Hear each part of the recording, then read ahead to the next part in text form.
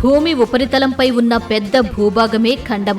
Asia, Africa, ఉత్తర America, దక్షిణ America, Antarctica, Europe, Australia వంటి 7 ఖండాలు ఈ సువిశాల భూప్రపంచంలో ఉన్నాయి.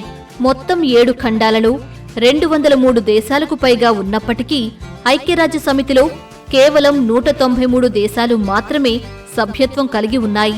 ఆ ఖండాల కథాకమామిషు చూద్దాం. ఖండాలలో అతిపెద్దదైన ఆసియా ఖండం 4,45,79,000 చదరపు కిలోమీటర్ల విస్తీర్ణాన్ని కలిగి ఉంది. ప్రపంచ భూభాగంలో 30% కలిగి ఉన్న ఈ ఖండంలో మొత్తం 48 దేశాలున్నాయి. 54 దేశాలను కలిగి ఉన్న ఆఫ్రికా ఖండం 3,03,70,000 చదరపు కిలోమీటర్ల విస్తీర్ణం కలిగి ఉంది.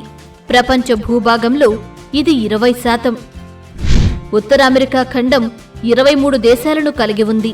ఈ ఖండం ప్రపంచ భూభాగంలో 16.5%గా 2,47,09,000 చదరపు కిలోమీటర్ల విస్తీర్ణంతో నిండి ఉంది. దక్షిణ అమెరికా ఖండం 1,78,40,000 చదరపు కిలోమీటర్ల విస్తీర్ణం కలిగి ఉంది. ప్రపంచ భూభాగంలో 11.98% కలిగి ఉన్న దక్షిణ అమెరికా ఖండంలో మొత్తం 12 దేశాలున్నాయి.